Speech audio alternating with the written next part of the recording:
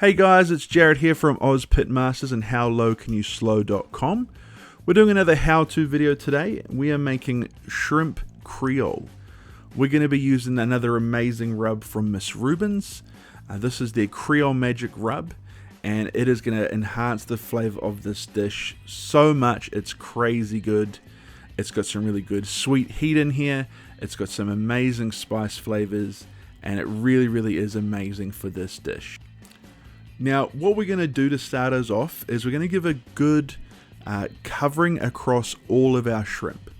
We want to make sure that we're getting it on all sides, not just the top. And we're going to go ahead and sprinkle it generously with our Creole Magic. Now, this stuff is great on vegetables. It's great on different meats. It can be used in stews. You can use it tableside and sprinkle it on your food as you go. It's low in sodium, which means that it's fantastic in the sense that you can control the seasoning of your food. And these guys have been around since 1935.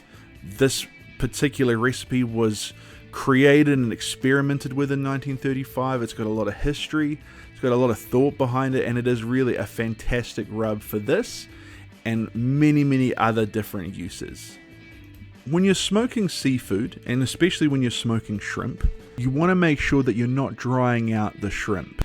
One of the ways that we can combat that is to use a butter sauce just to really increase that moisture. So we're going to start off with 225 grams of butter, which is the equivalent of about 2 sticks.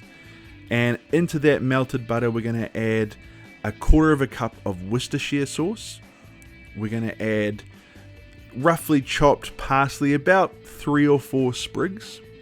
We're going to add the juice of a whole lemon. And we definitely don't want to forget that Creole Magic Rub into this butter. We're going to be using probably 3 generous tablespoons, but I'm really just eyeballing it. And a few dashes of your favorite hot sauce. Now today I've used Kapow hot sauce spicy plum. It's one of my favorites at the moment. These guys are from New Zealand, but you can use whatever you want. As long as you like it. We're really just trying to add in some extra heat and some complementary flavors. Given that little mix there, and we're going to go ahead and pour it through our shrimp tray. Now what I want to do is make sure that I'm not pouring it on too much of the shrimp, because I don't want to disturb any of that rub that I have there. I want to make sure that that stays on the shrimp, but I do sort of want to get enough of this mixture here so that I'm kind of getting up to the level of some or most of those shrimp. Now, if you have some left over, that's fine too. We're going to go ahead and put this shrimp onto our smoker. It's at about 250 degrees, and we're going to keep it on there for maybe 30 to 40 minutes. While that's cooking away, we're going to go ahead and make our Creole. Now, this is a southern dish. I would consider it similar to something like osso buco, but sort of a more spicy, less Italian sort of flavors, and definitely more of that southern flavor point. One of the biggest things about this dish that sort of separates it from something like osso buco or similar dishes is what we're doing here, which is our combination of our celery, our onions, and our green peppers.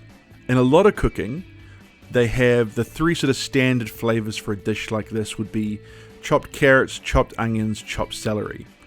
But in this dish, we're going to be using what's called the Holy Trinity, which is these 3 ingredients here. It's going to give it a little bit of a different flavor profile.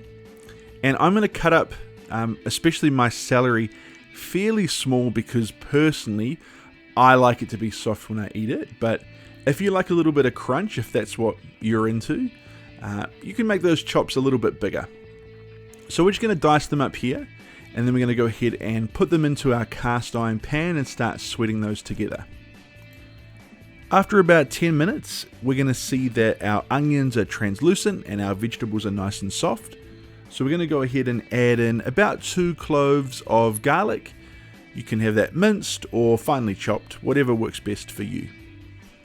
We're also going to add in 3 heaped tablespoons of our Creole Magic Rub to give some of that amazing flavor into our vegetables and our sauces as well, not just on our shrimp.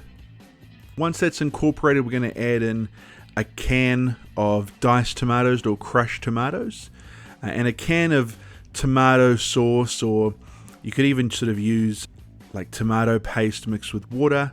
And we're going to add in about 3 bay leaves. My bay leaves were pretty small, so I added in about 4. We're going to continue to simmer this for about 30 minutes until all of our vegetables are nice and soft.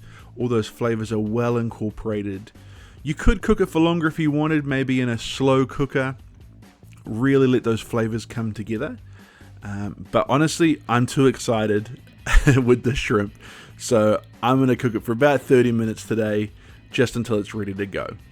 Now you'll see here that as it's cooking, that simmering is going to be sort of a nice steady simmer, and we're going to make sure that, as I mentioned earlier, we're going to be tasting and seasoning as we go. When it looks like this shrimp here, we know that it's ready to go, and we can go ahead and add it into our Creole, which has been sitting there simmering away for the last 30 or 40 minutes. You can serve this shrimp Creole over rice. You can do what I did and eat it straight out of the pot. But definitely head along to missrubens.com and pick up some of this Creole magic for yourself. If you're in one of the southern states, you can get it from your Publix stores. But it's a fantastic rub. I highly recommend it.